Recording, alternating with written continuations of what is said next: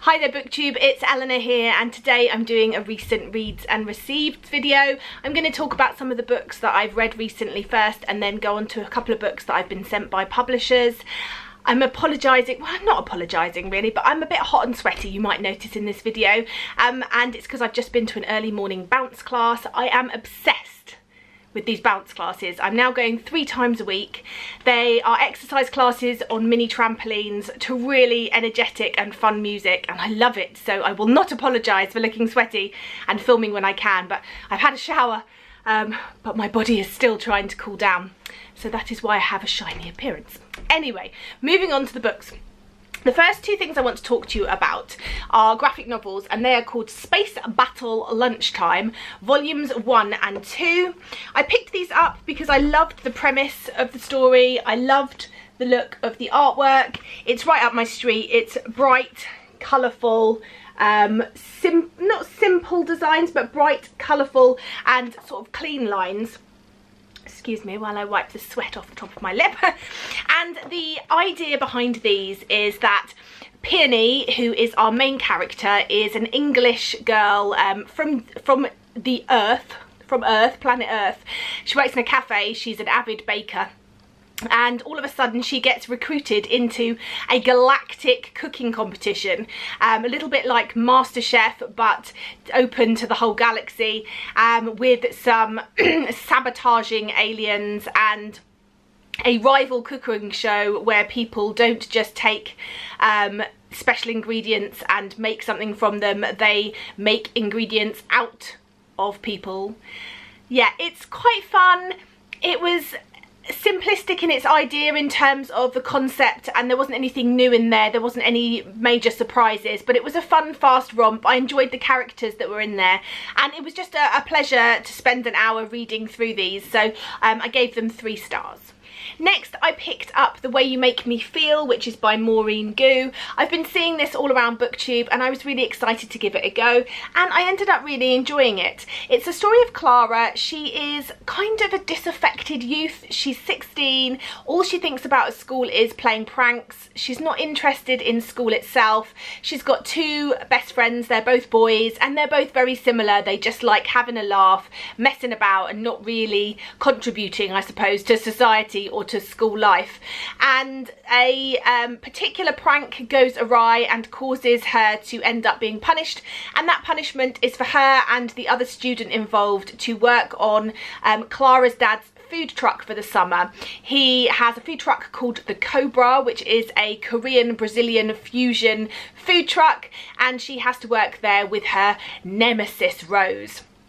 And then summer ensues, and we follow this story, and there is lots of different things covered here. We have Clara being raised by her single father. Her mother is a social media influencer and flies around the world and doesn't really help in Clara's upbringing, although Clara does have a relationship with her and sees her as often as she can. So we follow that idea. We look at the idea of female friendships in general, relationships, how relationships should look, a healthy relationship. There is a love interest in here. I really enjoyed it. I really enjoyed looking at this. Obviously we also cover the fact that Clara is Korean, Brazilian, American, and her father is Korean, Brazilian, and so is her mother, and it's looking at that and cultural identity. There is a boy in this called Hamlet who is Chinese, I believe, and came over to the US when he was 6. So we're looking at that and sort of culture and how people form families and family units, and I really enjoyed it. Clara at the beginning grated on me a little bit. I felt she was just a little bit immature and a bit obnoxious, but she grew on me as her character grew in the story. So I ended up really enjoying this, and I gave it 4 stars. Another book that I'm so pleased I picked up, and I really only have Tracy from Flamingo Reads to thank for that, is The Shark Club by Anne Kidd Taylor. I ended up really enjoying this. It's a really realistic contemporary story with some really good themes of grief and relationships, and especially looking at relationships and what happens when one of those persons cheats At the start of the book, our main character Maeve has just had her first kiss. She's 6 and it's with a boy that she knows. They've had a very sweet, tender, you know, kiss at 6. Nothing, you know, untoward really, just a very naive kiss, standing in the waves. And Maeve is then bitten by a shark, and so starts her obsession with sharks for her whole life. Rather than shying away from them and being scared, she becomes fascinated by these creatures, trains as a marine biologist, and spends a lot of her time researching and looking into saving sharks and in conservation of various different marine and sea life. And so we follow that. We also follow this relationship with this boy from when she was 6 and how that relationship falls apart. And then we look at her forming new relationships and then coming back to her hometown and revisiting, seeing this person who broke her heart and how she deals with that. There's family issues in there. Both her parents died when she was young. She's a twin. She has a twin brother. We look at how both the loss of parents affected him, but also how this shark bite affected him in his life.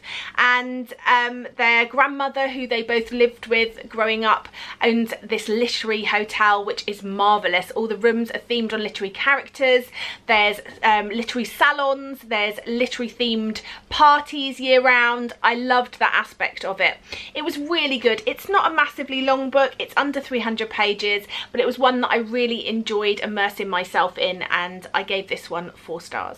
Next up, you may have seen in a recent haul, I read A Bad Boy Stole My Bra by Lauren Price. I wasn't quite sure what to expect from this. I really laughed out loud when I read the back, so that was a plus sign. That always makes me think that I'm going to enjoy the humour in it, and it was just a really fun read. It's a story of a girl and she lives next door to a boy who's just moved in. Their windows are almost touching, and one night she wakes up to find him half dangling out of her window with her rattiest, oldest Disney Minnie Mouse, Mickey Mouse bra in his hand, which he has stolen as part of a prank. We then look at how this relationship develops, the pranks that ensue, their sort of love-hate relationship, and also sort of her life and how it's changed. There's things that have gone on in her past, there's secrets she's keeping which have stopped her from really progressing with her life and forming friendships and relationships. It was good. It was light and easy, and I didn't find it too taxing to read. I enjoyed it, and I ended up giving it 3 stars. Next are a couple of books I can't talk too much about because they are sort of second and thirds in a series, but I picked up Confessions of an Almost Girlfriend and No More Confessions, which are book 2 and 3 by Louise Rosette in this Confessions series. The first one was Confessions of an Angry Girl, which I really liked, and I really liked the continuation of this series. I'm pleased that I finished the trilogy off. I want there to be more of these characters. I really enjoyed them, and I think I gave both of these 4 stars, but I'll have to check. I'll put on the screen here if it was less. It was either 3 or 4 stars. They were quite easy to get into. If you haven't seen my video talking about this, Confessions of an Angry Girl was a real surprise really, and I read it as part of the Buzzword readathon. I'll put the link here to where I talk about it a bit more. And then I picked up books 2 and 3. I've only got the second one I think here, in the Jessie Jefferson books. This is I Knew You Were Trouble by Paige Toon. I really enjoyed this trilogy. It was just an easy read. The story, the first one is The Accidental Life of Jessie Jefferson. Again, I've reviewed this, so I will link it up above. But the continuation of the series was good. It was solid. I enjoyed it.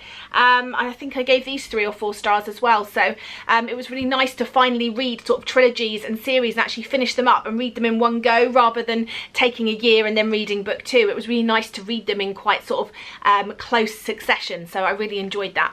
So I've been reading quite a lot recently. I've also received a couple of books. The first one I received I'm really excited about, and that is Noah Could Never by Simon James Green. I love Simon James Green. I think he's hilarious in person. I've been lucky enough to see him talk at publisher events, and I think he's just wonderful. And I really enjoyed Noah Can't Even, which was the first book in this series, again featuring the banana. It's a story of Noah and Harry. The first book, I can't tell you too much about this because I don't want to spoil it, but it's Noah looking at his first relationship. He is a young gay man. He's looking at forming relationships, and the first book was very funny and very enjoyable and a bit of a madcap adventure, and so I'm looking forward to continuing with this one. And then I was very kindly sent some books by Pan Macmillan and Picador. The first is Oreo, which is coming out in July. This is not the real front cover. This is the proof cover.